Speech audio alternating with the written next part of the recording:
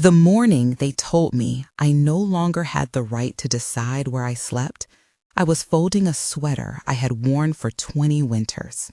It was a plain blue cardigan, the kind with a tiny moth hole near the left cuff I had never gotten around to mending. I remember the weight of it in my hands, the faded stitch where my husband used to tuck the loose end, the faint smell of lemon soap from the wash. Hannah stood at the doorway, voice soft, as if she were reading from a script she had practiced. "We think it would be best if you rest here for a while," she said, palms flat on the dresser like a judge about to flip a page. I thought she meant rest from the gout. I did not then, understand what she meant by rest from my life. "Stick around to the end and tell me where you're watching from. If anything I say feels familiar, if you have a parent who is quiet or an older neighbor you haven't checked on in a while, please like and share. We need more eyes on this." The assisted living facility smelled like that day, a clean, dry antiseptic that was never quite hospital and never quite home. The mattress under me was too firm, a standard issue beige bed with a thin blanket that didn't reach my knees. There was a wilted bouquet in a dented vase on the bedside table, a gift from one of the aides, petals curled inward like little paper funerals. I kept my cardigan folded on the chair, ready to steal it back if I left. The clock over the door ticked too loud, a constant, impatient little metronome. I had always been the sort of woman who kept things, receipts in a shoebox, a calendar from 1994 with the names of births penciled in, the little adoration cards my children made in preschool taped to the inside of a cupboard. Paying attention had been my job. I had raised 3 children on a salary that taught me the value of small economies. I had balanced budgets during nights when the baby monitored wouldn't stop screaming, and meals were made from leftovers, and a stubborn faith that tomorrow would be easier. That habit of attention saved me later, because the first things to go were the papers. At first, it was subtle. Hannah began handling the mail, then the bank calls. She visited more, smiled and watched soap operas with me, carried plastic grocery bags into the house like armor. She had always been attentive, a daughter who stayed nearby after college, who'd taken a job in town instead of moving away. People called her devoted. I called her my child. I never suspected that devotion could be a script. I would lie awake and toy with the idea that I had imagined the small changes. Maybe the pharmacy had changed its automatic refill schedule. Maybe the utility bills had been moved to paperless because someone thought it was cleaner. But bills are stubborn things. They leave traces. The first real sign that something was off was a bank letter dated 2 weeks after my knee surgery, a terse envelope that arrived at the facility addressed not to me, but to Miss Ruth L. Avery, C.O. Hannah Avery. It noted a change to my account preferences and suggested I call if I had questions. I did not get to the phone. Hannah did. She promised to sort it. Later, when I asked, she said she had set up automatic bill pay for my convenience. I believed her because that was what daughters did. We helped. A month later, a young woman named Miguel, he wore his name on a lanyard, which made him sound almost like a friend, knelt by my bed and said, "Mrs. Avery, you seem unsettled. Is someone taking your things?" He had the careful, watchful way of someone trained to see small things, the way I had taught myself to notice a draft under a kitchen door, or the way the mailboxes close with a different thunk when the hinges go bad. Miguel's eyes were kind in a way that made me trust my own voice. "My daughter's been doing a lot," I told him. "I'm fine." He didn't let it go. Over the next week, he left a small stack of printed materials, pamphlets with helplines, a list of rights residents had in facilities, a number for an elder advocacy lawyer whose office was 2 towns over. Miguel spoke to me fast and low, as though we were trading secrets. He told me things I already suspected but had not admitted, that it was possible for someone to petition for guardianship, to be named as an agent under a power of attorney, to change accounts and medical proxies. I shook my head. The words had an edge, like the first clear frost in October. "I need to see my papers," I said one afternoon, voice small. Hannah bristled at the request, teeth lined in a fake smile. "All your important stuff is safe, Mom. You don't need to worry." She took the shoebox I kept under the guest room bed and put it on top of her car. She said she'd scan everything and send it to me, as if a daughter who carried a flash drive could replace a life of handwritten records. I didn't know how to fight a daughter who loved me. Love, I had learned, had a way of making sharp things look soft. The first time I learned the word guardianship applied to me was in a corridor with linoleum too shiny, a poster pinned to a bulletin board about flu shots, and the echo of a trolley where someone folded linens.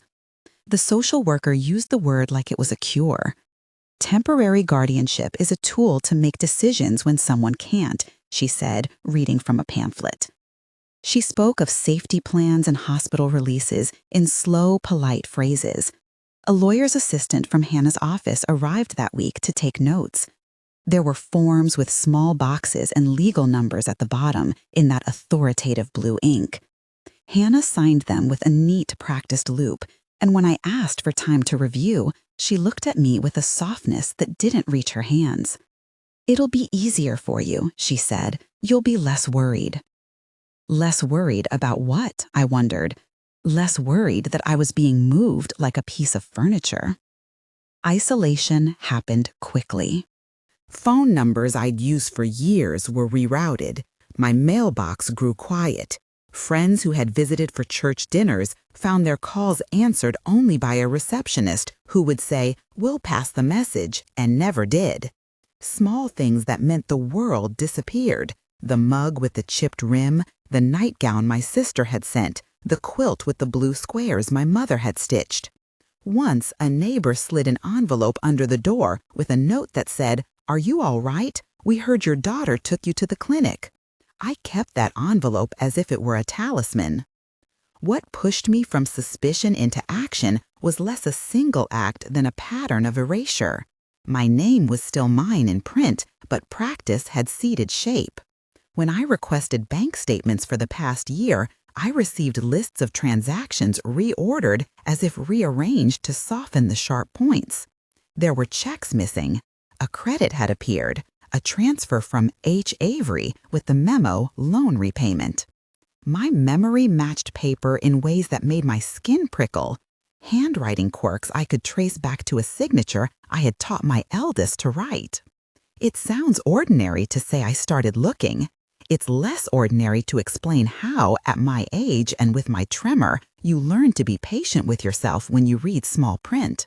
I began to make copies, photographs with a small camera I borrowed from a neighbor, photocopies at the library, a stack of loose pages folded under my pillow. I wrote notes in the margins of calendars. I learned to catalog things like I had cataloged recipes, by recurrence and by smell. There was a smell that returned in those weeks, the sharp of toner, the body odor of files and waiting rooms. When I tucked envelope corners into pockets, my hands shook, not from age, but from a new, precise, cold fear. I found one thing that should have been impossible, a notarized document showing a power of attorney that granted Hannah full authority to manage my affairs. The signature looked like mine at a glance. The notary's stamp carried the imprint of legitimacy. I took the paper to a woman who used to write checks for the town hall and asked her to look. "This isn't your right," she said after squinting at the loops. "The slant is wrong." I do not know how to explain the small victory that felt like an earthquake. It is odd to be thrilled by something that confirmed you were being undone. It was then that I stopped telling myself I could manage it alone. I needed someone who could turn the act of noticing into leverage. Claire Patel had a small office on the second floor of a building that smelled like boiled coffee and old books. She wore her hair short and moved like she was used to crossing small battlegrounds, one client, one paper at a time. When I sat in her office, she did not look at my age. She looked at my stack of photocopies. You have to act before legal guardianship becomes permanent, she said, not unkindly. There are steps we can take. We can file objections and request a competency evaluation. We can trace funds. It won't be quick. We made a plan the way someone arranges planks to span a gap. Claire instructed me on what I needed to have: originals, photocopies, witness statements. We identified the allies I would need. Miguel, the staff aide, agreed to document interactions, to note the times Hannah visited and what she claimed. A geriatric psychiatrist, Dr. Elise Monroe, agreed to come by for an evaluation and to testify about my competence. Claire warned me that courts tend to defer to the idea of safety, and safety is a useful word when one wants to keep power. We would have to make clear that my safety and my autonomy were not mutually exclusive. The first time I left the facility without Hannah's knowledge, I felt like a character in a story I hadn't consented to be part of. I packed a small suitcase, old habit, heavy with symbolism, folded the cardigan and another nightgown into it, tucked the photocopies in a sealed folder that I described to Claire as secure, and left a note in my dresser that might have been a bluff. I'm visiting a friend. My hands trembled over the latch. The blow of cold air on my face when I stepped outside felt like a baptism. I had not realized how contained I had become until I was walking down the sidewalk toward a small rented cottage 2 streets over, a place with a sagging porch and a mailbox with my name still on it. Neighbors did not ask many questions. Old neighbors know when a woman's eyes have set into a certain shape. Mrs. Klein left me a bowl of stew. A young man from the church gave me a ride to the attorney's office. I slept that night in a bed that smelled of sun and dust, not antiseptic, and for the first time in months, I slept a little. The investigation began in earnest. We subpoenaed bank records, which arrived in envelopes so thick they made my chest tight. There were transfers that looked like loans, insurance policies altered with different beneficiaries, signatures that bore my name but tilted with an unfamiliar rhythm. Claire moved with a steady economy of language, issuing letters and requests, while I did the slow counting of details. It is astonishing how much of a person can be reduced to lines on paper: titles, account numbers, the label reserve. The legal machinery is not always swift, but it is precise. It asks you to be precise in return. Hannah, for her part, performed kindness. She appeared in public with bouquets, wilted once, fresh another time, and statements that were practiced and warm. She was good at looking like love. At family dinners, she laughed on cue. She sent photographs of us together in front of the little maple in our yard, the one we had planted when the children were small. In each one, she framed herself close to me. It became a performance, a carefully curated tenderness that made the accusations feel unintelligible to people who only saw the public version. "What a devoted daughter," they said. My own voice sounded back to me like a foreign language when I tried to explain.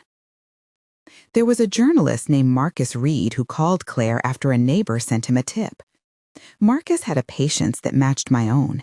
He asked for time, for documents, for the small, nitpicky details that build a case for the public. Journalists are careful by trade. They do not run with a story on a whisper. When he met me, he sat in my little rented cottage and listened. He did not ask me to be theatrical. He asked me to be accurate. "We'll need to protect you," he said. "There are safety considerations for sources, and I'll work with your lawyer." He spoke of confidentiality and evidence and corroboration. He wanted to know the exact date when the power of attorney had been filed, whether the bank had accepted a change of address, who had signed for what. One of the small, dry ironies of my situation was that my skill at noticing petty things, how the tea set was rearranged, which photograph had been moved, became the scaffolding of legal argument. Miguel wrote down visits and observed changes in tone. A neighbor, Mrs. Collins, swore that Hannah had told her she was handling the house for a while. A bank teller recalled a withdrawal that matched an unexplained repair on Hannah's car. Small clues lined up like dominoes. The law does not care about sentiment. It cares about papers, witnesses, and inference. Those things supplied by neighbors, aides, and a daughter who overperformed on television would eventually be the means by which the facade collapsed. Still, there were nights when I sat with the cardigan in my lap and thought of the life I had given Hannah, the scraped knees I had kissed, the night I drove her to the hospital during a fever, the time I sat up for a week with a newborn on my lap while her father slept. I did not want to be the kind of mother who turned her child into an enemy. I wanted reconciliation. The courtroom, I told myself, was not a place to break a family. It was a place to name truth. But naming truth is also an act that can fracture what remains of relationship. We found what we needed in small, humiliating places. An email exchange between Hannah and a financial advisor, a draft saved in a cloud account she had used, outlined a plan to consolidate my accounts under her oversight for convenience. There were forms with my name filled in by a handwriting that thinned too evenly. There was a ledger in an old file cabinet where Hannah had recorded payments to herself labeled as caretaker stipend. Claire said we had to be careful in how we introduced these things. The narrative matters, she told me. If we look vindictive, the judge will lean toward family preservation.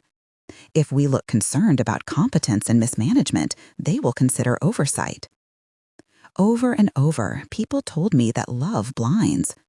I had read that phrase in a sermon years ago and thought it meant forgiveness or endurance. There is another sense, death by affection, where care becomes cover.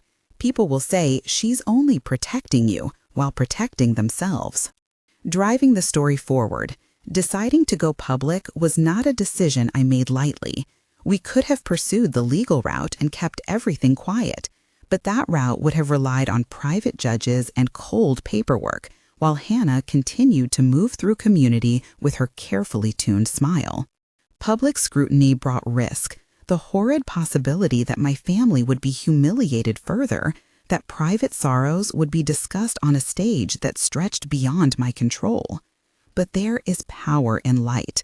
Marcus, the journalist, argued that exposure could create pressure on institutions to act and would give other people a way to see themselves reflected in my story, a call to action rather than a mere scandal to be consumed.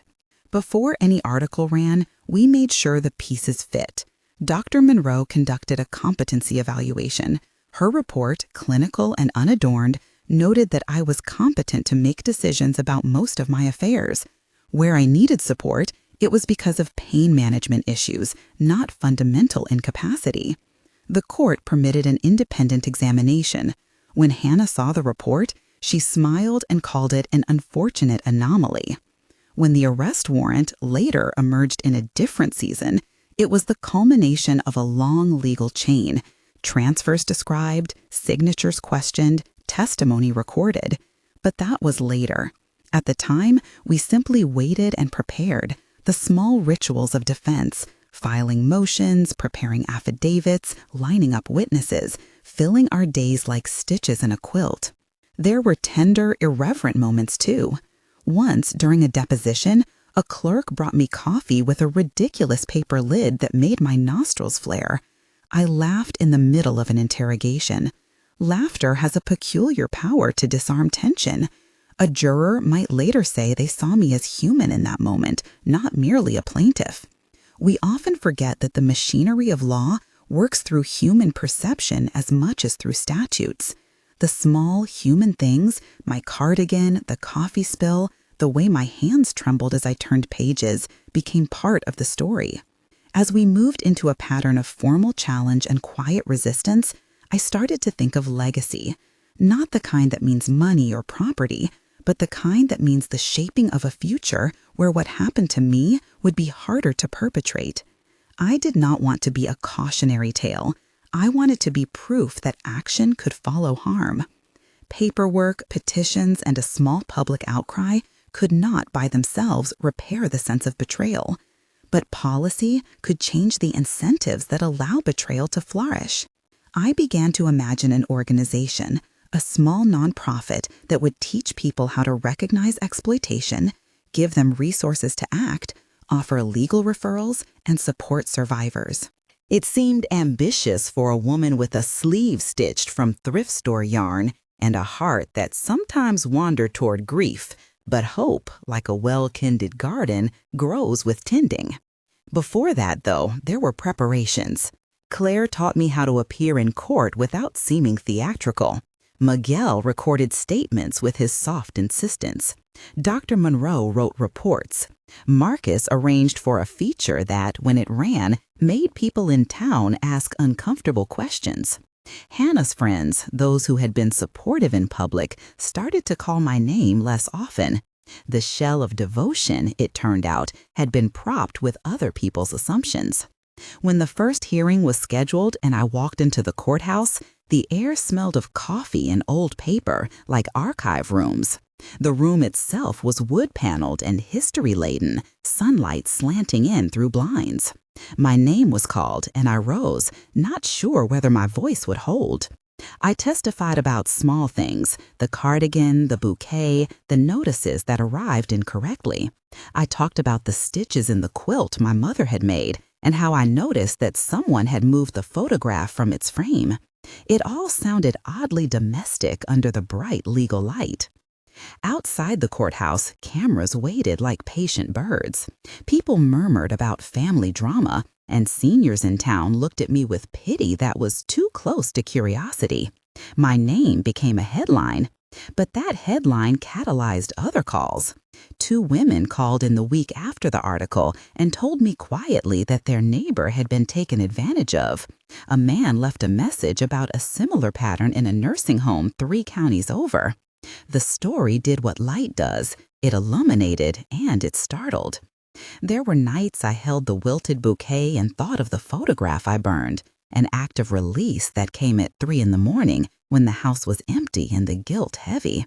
I had taken an old portrait of Hannah and me, the one where she was smiling up at me with chocolate on her chin, and I fed it to the little fireplace in my cottage. The flames made a soft popping, and a small part of me felt the relief of letting a relic go. It was symbolic, perhaps foolish, but ritual matters. The burning did not fix anything. It did, however, mark a turning point. The past would not be the only measure of my future. There is a time in every fight when action becomes the only way to keep from being hollowed out. For me, that time arrived with the filing of the first motion to object to guardianship and the first subpoenaed bank record. For the first time in months, I felt the slow, steady pulse of agency. It was not dramatic. It was a calendar entry, a folded note, a witness statement, but it was mine. And yet, even as I prepared for what the court might rule, I knew the public had a final say of its own. People choose where to place their outrage. The law moves one way, public opinion another. My hope was that both would move in tandem, that institutions would be forced to look at the seams and change the patterns that made exploitation possible. When Hannah stood to speak for herself, when she testified with a practiced ease that smelt faintly of theater, I watched the way she wrapped sincerity around her words like a shawl. She spoke of love and protection, of her worry for my safety, of the burdens she had carried. Love, in her voice, was a shield. My job was to show that a shield can also be a cage. The court is not a perfect instrument, but it was the vessel we had chosen. There were days when nothing seemed to move, and days when everything shifted. I will admit to you the strange mix of anger and tenderness I felt when the community began to see beyond the photos to the ledger entries. It is nothing pleasant to watch your child's facade crack in public. It is necessary sometimes. We had not yet reached the full reckoning. Where were motions to come, a forensic accountant whose testimony would be pivotal, and a surprise witness whose statement would change a calculation. There was, too, the slow, stubborn work of forming the advocacy group, deciding on a name, finding volunteers, sketching out a mission statement that was both practical and brave. On a dim afternoon when rain made the windows blur like watercolor, Miguel came with a small paper bag and 2 cups of instant coffee. He sat across from me at my little kitchen table and said, "You did the right thing." I wanted to tell him that the right thing had not always been clear to me, that I had sometimes wanted only the return of the life I had known, not the public battle that would cost us so much. I wanted to tell him how exhausted I was. Instead, I sipped the coffee and felt, beneath the fatigue, a thread of something like purpose. The road ahead was not a line, but a braided path. Courtrooms, reporters, affidavits, phone calls to other families, the careful work of turning private pain into public policy. I would learn that the word vindication arrives in stages, sometimes as a headline, sometimes as a legal ruling, and sometimes as the quiet relief of someone finally answering your call and believing you. For now, though, there was the small, daily practice of staying awake, of watching the clock and noticing the way shadows moved across the floor. I kept the cardigan folded in a drawer and slept a little better.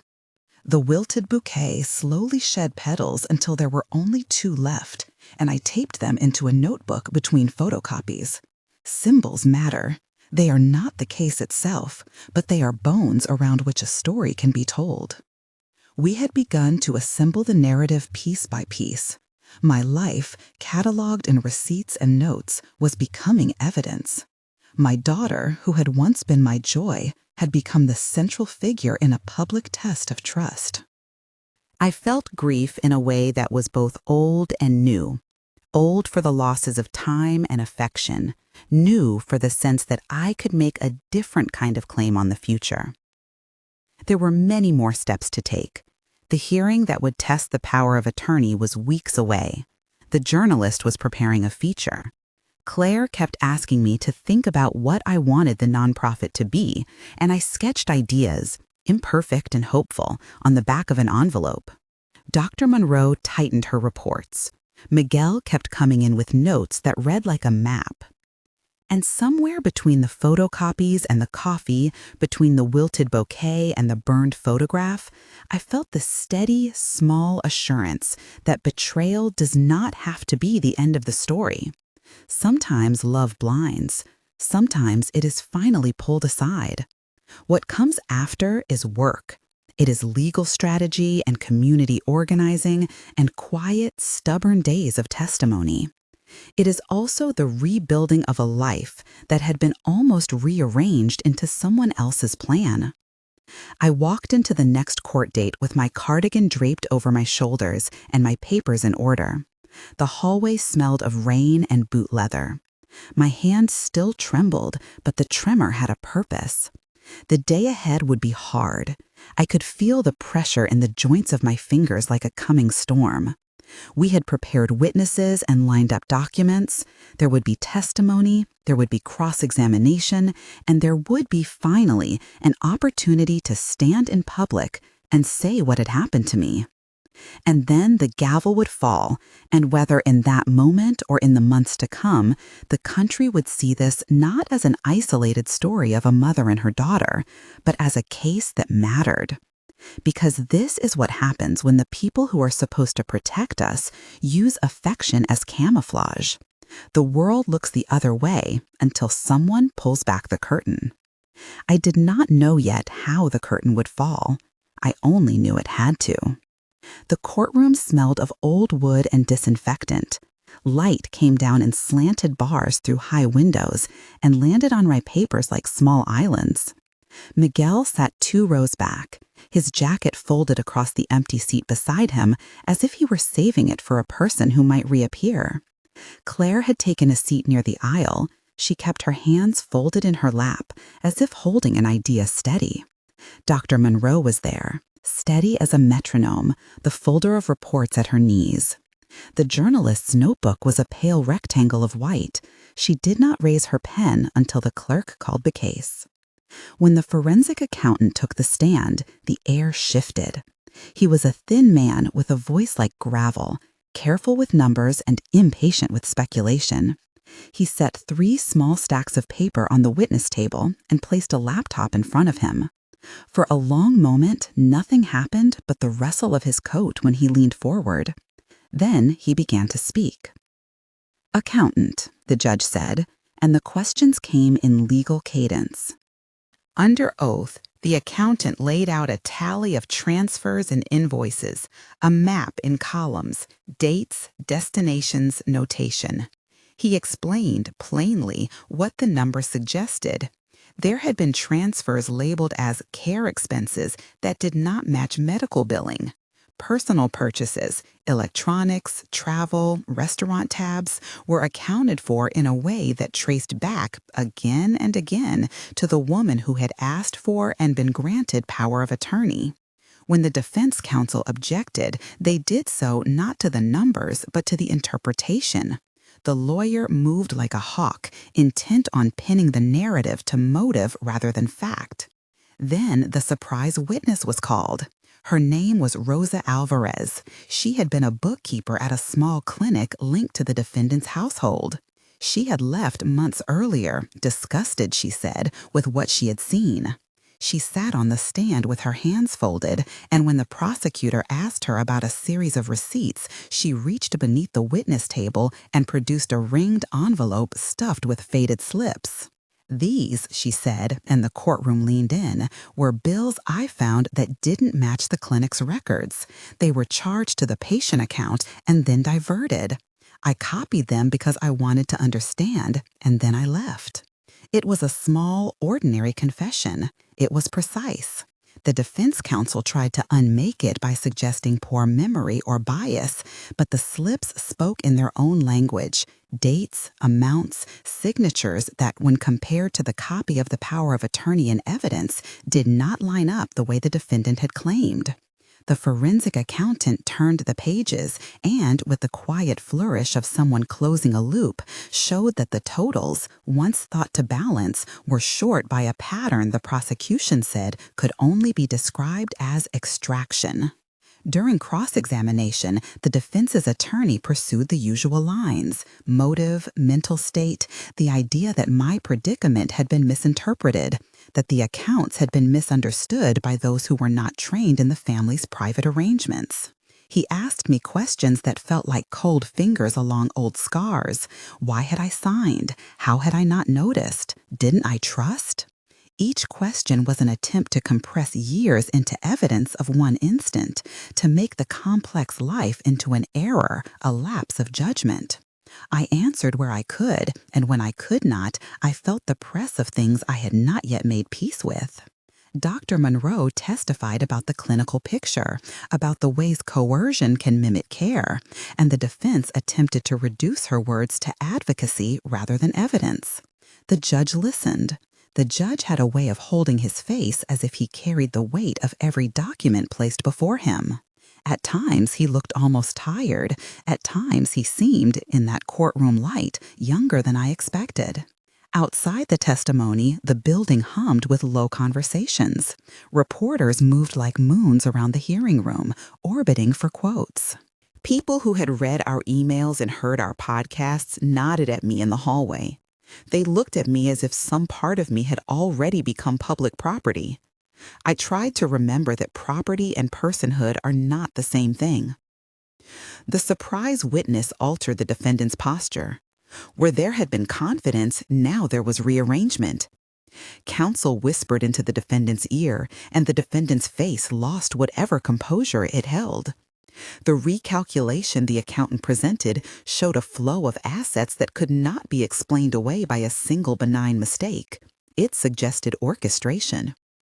When the judge finally spoke, short sentences, legal reserve, he issued an interim order. He would not, he said, resolve all claims that day. He could not, without further accounting and further testimony, tear open every paper and say which parts were theft and which parts were misapplied care. But he could, and did, impose restraints. The power of attorney would be suspended pending a fuller inquiry. An independent auditor would be appointed. Certain bank accounts would be frozen. He required supervised access in certain contexts and ordered expedited production of financial records. It was not a victory shouted from a rooftop. It arrived as procedural containment, as a set of legal bolts and latches put in place so that the house could not be looted further while it was being examined. Miguel exhaled a long breath that sounded like prayer. Claire's hands trembled slightly as she refolded a page. I felt my knees loosen because something that had been rending me slowly now had a seam to follow. The press circled, and the journalist who had promised to write a feature asked me if I would speak. I said I would, but I chose my words carefully. I spoke about the need for systems that protect the vulnerable, about how love can be used as a cloak for harm, about how the law must sometimes be a means of healing rather than punishment. My voice sounded different to me, firmer than I had expected. That night, at home, the cardigan hung on a chair like a quiet friend. The bouquet in the notebook had shed its remaining petals. The two I had pressed were beginning to flatten into the paper, as if settling into the past. The phone rang with messages of support. A neighbor offering dinner. A woman I had never met who had sent a long email recounting a similar story. A lawyer with a nonprofit offering pro bono assistance. The advocacy group we had half joked about suddenly had the atmosphere of inevitability. Names were floated in texts, phrases that might hold mission and not merely grievance. Claire sent a list of possible incorporators and a draft mission statement with language about protection, education, legal aid, and community awareness. We met the next week in a small church basement. The room smelt faintly of lemon-scented cleaner and folding chairs. People came who had been through variations of the same story. They came with binders and patience and a readiness to be practical. Mothers, an off-duty social worker, a retired paralegal who said she could teach document preservation, a young law student who wanted to volunteer on weekends, each offered a piece of what we lacked. We debated names with an earnestness that felt almost comical given the stakes. Hearth and Justice, someone suggested, and it caught because it married what had been broken, the hearth, with the work that must be done, justice. A woman who ran a small community center said we should include prevention in the tagline. A man from a therapy collective argued for a trauma-informed approach. We took notes. We sketched roles, hotline, referral network, legal clinic nights, educational workshops for families and for banks and for doctors. Claire insisted we begin with something small, a legal intake form and an email list, the scaffolding of a nonprofit built around a single, reliable way to take a call. Miguel promised to help with logistics. He had a quiet competence with spreadsheets and small boxes of office supplies. I found myself drafting a call script on a napkin, then rewriting it, then nodding when someone suggested the script must be soft, direct, and quick to connect someone to help. There were practical decisions that demanded we not be sentimental. We would need funds. We would need a modest budget for filing fees and outreach. We would need volunteers trained not to re-traumatize. We argued about whether to register as a 501c3 immediately or to begin as an unincorporated association until we understood our workflow. Every choice felt like a branch in a tree we could not yet see the top of. Late that night, after most had gone, Claire and I sat at a metal folding table and made a list of the first 3 things we would do. Establish the hotline, find a pro bono counsel panel, and host a community information night. People need to know the signs, she said, and they need to know that someone will answer the phone. The months that followed were a concatenation of small, relentless acts. We trained volunteers on intake and confidentiality. We met with bank compliance officers who, to their credit, listened and then adapted procedures when we showed them how trust could be weaponized. We hosted information nights at local libraries, and to our surprise, they filled. The journalist's feature ran and included a portrait of me holding the wilted bouquet between my fingers. The photograph did more than tell. It made room for others to say, quietly, me too. Legal battles kept their slow forward motion. Discovery revealed more documents that deepened the story. There were emails that suggested a narrative of manipulation reaching back years, and there were reputable witnesses, neighbors, nurses, clerks, who testified to patterns. With each filing, I felt the twin currents of fatigue and clarity. Fatigue because the system is built of forms and waiting and delays. Clarity because each form forced a fact into place. There were setbacks. The defendant's counsel filed motions to dismiss parts of the complaint and called an expert who argued that family decisions are often messy and should be left out of judicial micromanagement. A few donors asked why we were making so much of private pain. A volunteer burned out after a particularly harrowing intake call and did not return. Those losses stung, but they were counterbalanced by small, unexpected gains. A local attorney who offered to take on cases for free, a bank manager who revised suspicious activity thresholds, a social worker who agreed to lead support circles. One afternoon, after a long deposition, I sat at my kitchen table and read an email from a woman named Amina. She had found our hotline after seeing the feature. Her message was spare. My father took the power of attorney. I thought it was normal. You gave me language. I reread the sentence twice. Language, I realized, is often the first tool of change. To name something is to make it possible to prevent, to legislate, to teach. We moved toward the hearings with less sensation of being alone. Miguel kept bringing instant coffee, and once he brought real coffee and sat with the cup like a small celebration. Dr. Monroe's reports grew more detailed as she compiled interviews and assessments. Our forensic accountant became, in a way that disturbed me, a friend of the cause. He called to tell me when he found a ledger that merited another subpoena. Each professional who joined did more than offer expertise. They signaled that the story I had once thought private had broader tentacles into institutions that needed to learn. And always, in the background of these incremental victories, there was the daughter's quiet presence. She attended some meetings, sometimes she did not. There were days when her face in the morning light still betrayed a weariness I could not lift. There were other days when she laughed at something small, an old commercial lyric on the radio, a clumsy joke, and the sound was pure and startling. I had once believed restoration was a tidy thing. I had been wrong. Restoration was uneven, a road with potholes and stretches of smooth pavement, and the occasional unexpected view. The case continued to wind its way through motions and hearings. The temporary orders held. The auditor's report, when it finally arrived, was damning in paragraph and footnote. It did not narrate motive, but it spoke clearly about flows that had been obscured and about a pattern that matched Rosa Alvarez's slips. That report gave the prosecution leverage and gave the defense angles to contest. In the middle of it all, there were meetings with legislators and nonprofits to discuss training for financial institutions, because once you see the pattern, you begin to realize how many doors it could open for others. One late evening, as winter pressed the panes of my apartment with its breath, Claire and I sat with a printed copy of our proposed bylaws. The document was practical and small, and yet it felt like a promise. We circled a sentence to provide legal, emotional, and practical support to those harmed by abuse masked as care, and drew a line beside it. A line could, perhaps, be turned into a program. A program could turn into a law.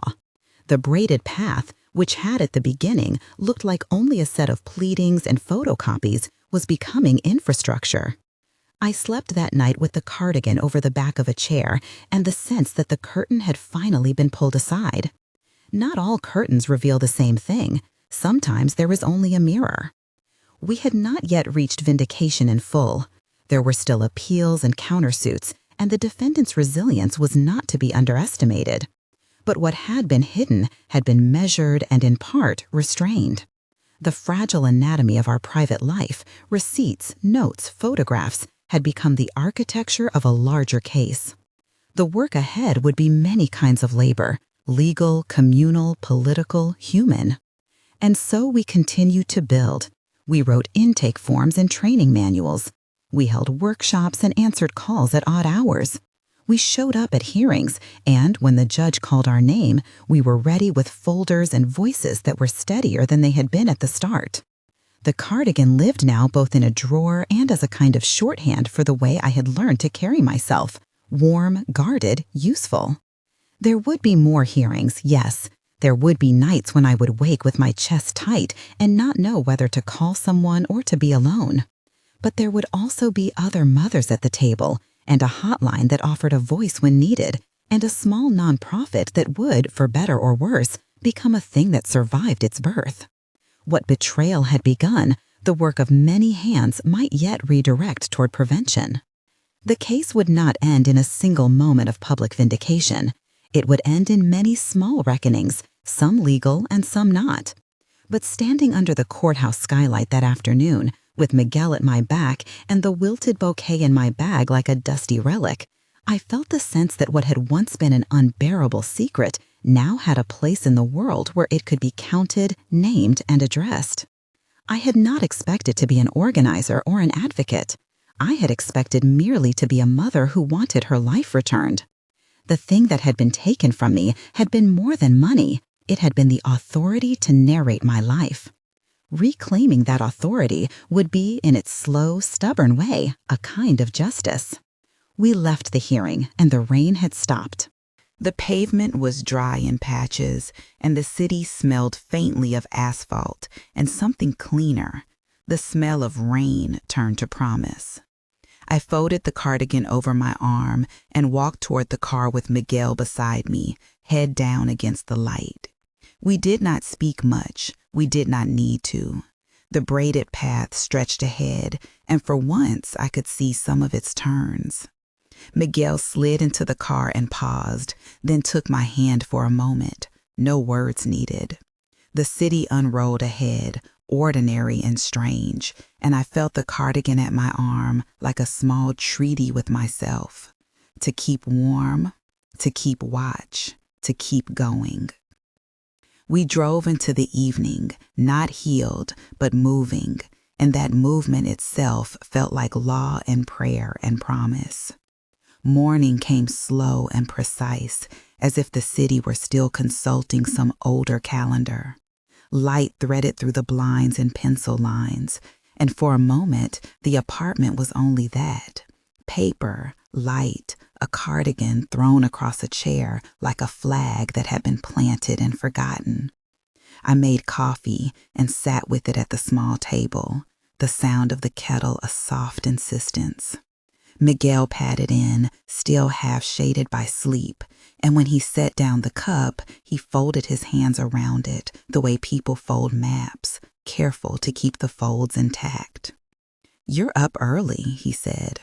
"So are you," I answered. And in that exchange, there was neither surprise nor complaint, only acknowledgement. We had both learned to travel nights differently. The work we kept was not neatly parceled into daylight. That morning, we moved through a list that had grown teeth. There were emails to send to the board, Claire's voice on one thread, a legal memo attached to another, trainings to schedule, a line item in a grant application that still needed a single stubborn sentence. We printed letterhead, a detail that felt absurdly ceremonial given the months of trauma and litigation that led us here. And then we went to claim a space. The office was smaller than I had imagined when Claire and I first scribbled notes on a napkin. It sat above a laundromat, a plain door with a hand-painted sign that read, in carefully uneven letters, Forum. Inside, there were 2 windows, an old radiator that clanked when it woke, and a community bulletin board already cluttered with flyers for free tax prep and parent groups. The carpet smelled faintly of disinfectant and season, a cleaning smell that meant the room had been looked after. We put boxes of files on the wall and a lamp on the desk, and carried the cardigan in a bag like an amulet, as if its presence could bridge the private and the public. Volunteers arrived that afternoon, a woman who had worked in a shelter and spoke in precise, efficient sentences, a man from the university's social work program who smelled of lemon-scented hand sanitizer and earnestness, Claire, with her usual vector of calm, who had already brought a kettle and a stack of mugs. They moved through tasks, cataloging receipts, drafting a referral form, mapping community partners, with a professional tenderness that made me think of stitches being placed with careful hands. We opened the hotline the following week. The first calls were tentative, voices testing the line as if it were a rope thrown down into a ravine. Some callers wanted legal advice, others wanted to know where to sleep. Some callers simply wanted to name what had happened and hear the name spoken back. Someone took advantage of me. I don't know what to do about the money. I feel like I was erased. Every time a name was given, I felt that old private map unfurling into public lines. Names made things legible. Our first formal client meeting remained the shape of a hinge in my memory. She arrived with a small satchel and a face that kept arranging itself between caution and relief. Claire welcomed her at the door with a low, practiced voice that said, without needing to say, "You are safe here." Miguel had set up the folding chairs and made the kettle hiss, and we sat in a loose triangle, the client, Claire, and me. The file we had prepared, intake form, consent to refer, a list of emergency resources, felt less like paperwork and more like a toolkit for reclaiming days. She told her story in fragments, the initial trust, the gestures that had seemed to be kindness at first and later had felt like a net, the slow accrual of losses that did not register until receipts stopped balancing and small assumptions about private life cracked. The words came out wrong sometimes, clauses that didn't quite fit the harm she meant, but those gaps allowed us to ask the right questions. We drew a timeline on a legal pad together, dates that mattered, names, places, the exact strings of transactions that had once read like secret code and that now read like evidence. When she left, she hugged Claire as if she were navigating to shore. The radiator clanked, and the street below hollered with the delivery truck, indifferent to the newness of our work. For the first time since the case began, I felt something like the arc of consequence bending toward purpose. It was not full vindication, nothing so tidy, but it was the unspooling of possibility. One person's story translating into forms, into referrals, into an architecture that might prevent the next erasure. Still, there were moments in which the office felt like a fragile stage. We were novices at asking for money, at explaining how a hotline sustains bodies and paper and breath. Grants came with their own logic and their own pressures, reporting requirements, performance metrics, timelines that sometimes read like the cadence of a trial itself. I learned to write emails that were both urgent and patient, to fold narratives of harm into the narrow columns that funders preferred. Claire taught me to take questions about sustainability and turn them into the moral case for investing in prevention. Miguel, who had become our quietly organized logistics, found a cheap filing cabinet and labeled it with block letters as if labeling could protect.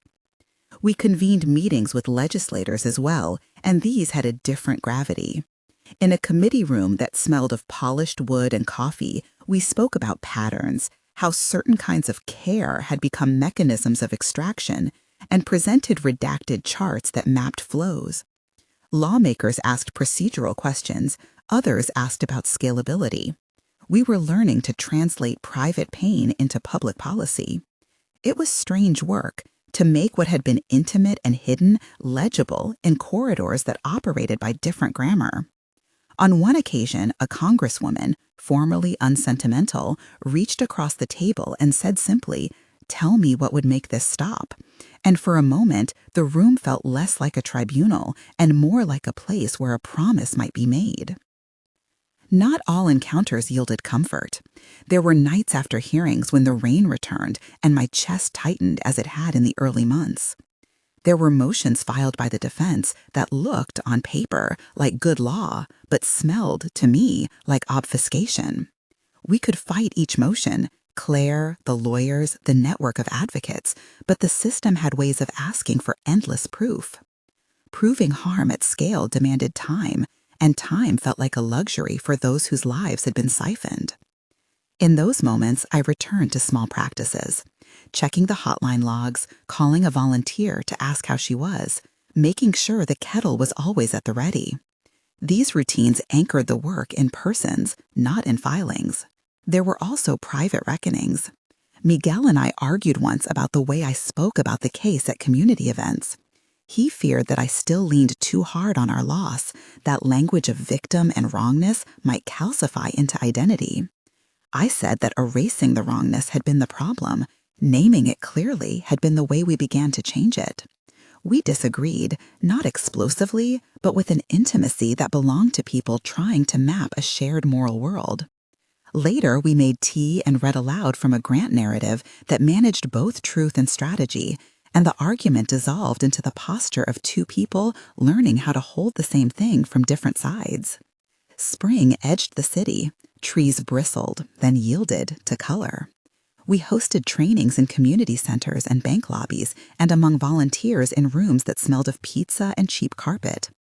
We taught people to read peculiar transaction chains, to ask benign questions that probed for boundaries, to recognize when care had become cover. The more we taught, the more doors opened for other survivors to tell their stories. Each workshop felt like laying a plank across a fragile crossing. Each trained teller was one more light on a path where before there had been only dark. One afternoon, months after the cardigan first lived on the back of a chair, a courier arrived at the office with a box from an advocacy group abroad. Inside was a small shipment of knitted items with a note, "For those who carry winter long." A laugh bubbled out of the room, an astonished, wet sound, as if the world had given us a ridiculous, humane gift. I took the cardigan out, smoothed the sleeve, and in that gesture, I felt the shape of what we had made, a network that turned the private into the public good, a paper trail that became shelter. That evening, I climbed the narrow stairs to our apartment and leaned for a moment on the banister, watching the city light harden. Miguel had left a note on the fridge, milk, bread, a reminder to lock the office door. And in the quiet, I took off the cardigan and folded it the way one folds a treaty. It still smelled faintly of coffee and paper, and the faint lemon scent of the volunteer who'd used it as a place to rest a hand. As I set it on the chair, the phone buzzed, a number I did not recognize. I let it ring once, twice. The movement of the evening had taught me patience. Sometimes calls were about paperwork, sometimes about pain. Sometimes they arrived with news that hardened into change. I stared at the cardigan and, folding my hands as if over a map, reached for the phone. The voice on the other end was thin with sleep and urgency. "Hello," it said. "I was told you might help. I don't know where else to go." I sat down. The kettle sang faintly behind me, as if on cue. "Tell me your name," I said. Outside, the city breathed. Inside, the cardigan lay across the chair like a small folded promise, and I listened to the first lines of another story unfold.